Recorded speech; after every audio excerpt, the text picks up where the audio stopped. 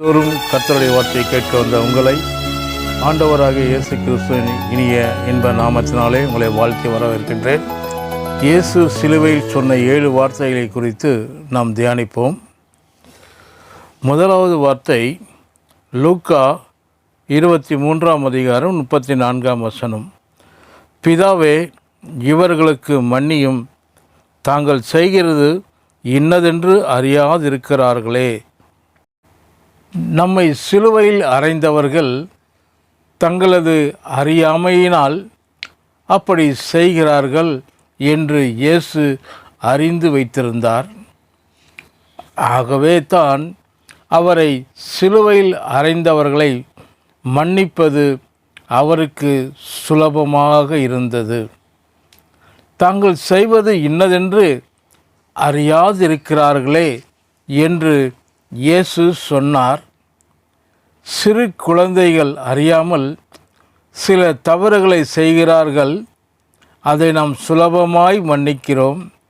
ஆனால் இவர்கள் எப்படி அதை அறியாமல் செய்திருக்க முடியும்?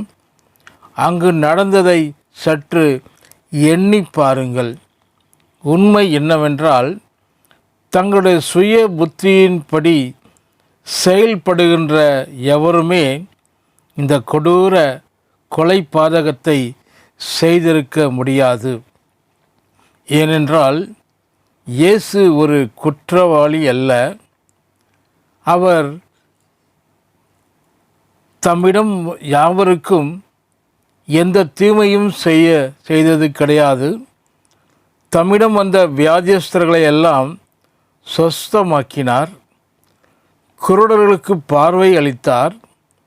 செவிடர்களை கேட்க செய்தார். முடவர்களை நடக்க செய்தார். மரித்தோரை கூட எழுப்பினார். ஏழைகளை போஷித்தார். இப்படிப்பட்ட ஒரு நல்ல மனிதரை யாராவது சிலுவையில் அறிய ஒப்பு கொடுப்பார்களா? அதுவும் பரபாஸ் என்ற ஒரு கொடூர குற்றவாளியை விடுதலை செய்ய கோரி இவரை சிலுவையில் அறைய சொல்வார்களா? ஒரு பயங்கரமான குற்றவாளியைப் போல 2 கல்லர்களுக்கிடையே அவரை சிலுவையில் அறைந்தார்களே. சுய புத்தியுடைய எவரும் இதை செய்திருக்க முடியாது. இவர்களுடைய அறியாமை இயற்கைக்கு அப்பாற்பட்ட ஒரு அறியாமையாக இருந்தது. பிசாசானவன் அவர்களுடைய மனக்கண்களை குருடாக்கி போட்டான். அப்போஸ்தலர் 2ஆம் அதிகாரம் 22-23 வசனம் இவ்வாறாக சொல்லுகிறது.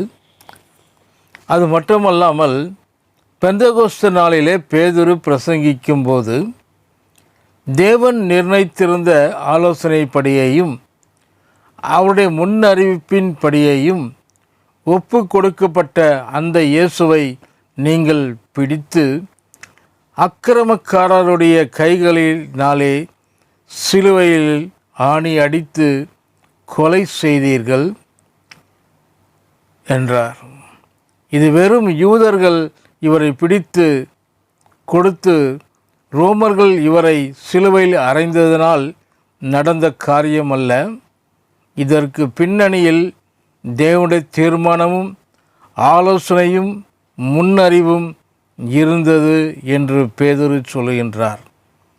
அதாவது மனுகுலத்தின் பாவத்திற்கு நிவாரணத்தை ஏற்படுத்தும்படியாக இயேசுவை தேவன் திட்டமிட்டு ஒரு ஆட்டுக்குட்டியைப் போல சிலுவையில் மரிக்க ஒப்பு கொடுத்தார் என்பதை தான் பேதுரு அப்படி கூறுகின்றார். இது தேவனுடைய திட்டமும் தீர்மானமாய் இருந்தது. இயேசுவை சிலுவையில் அறைந்த கைகள் மட்டும்தான் அக்கிரமக்காரர்களின் கைகள். ஆனால் திட்டமும் தீர்மானமும் தேவனுடையது. இயேசு இதையெல்லாம் நன்கு அறிந்து வைத்திருந்தார்.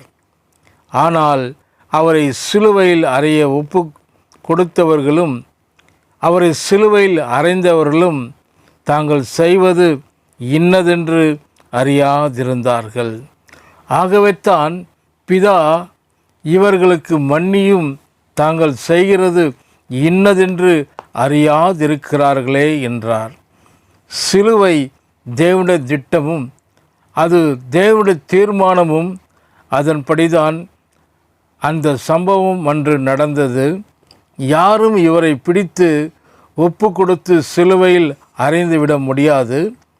ஜீவனை கொடுக்கவும் அதை திரும்ப எடுத்துக்கொள்ளவும் தமக்கு அதிகாரம் இருக்கிறது என்று அவரே சொன்னார். நாம் பிதாவிடத்தில் கேட்டால் தம்மை காப்பாற்ற ஏராளமான தேவதூதர்களை கூட பிதா அனுப்புவார் என்று சொன்னார். எல்லாவற்றிற்கும் மேலாக வேதம் சொல்கிறது. ரோமர் 8:32 தேவனே தம்முடைய சொந்த குமாரன் என்றும் பாராமல் இவரை சிலுவையில் மரிக்கும்படியாக ஒப்பு கொடுத்தார் என்று கூறுகிறது. இதையெல்லாம் இயேசு அறிந்திருந்தபடியால், பிதாவே இவர்களுக்கு மன்னியும், இவர்கள் செய்வது இன்னதென்று அறியாதிருக்கிறார்களே என்று சொன்னார். கர்த்தர் தாமே இந்த வார்த்தைகளை கேட்ட உங்களை ஆசீர்வதிப்பாராக. ஆமென்.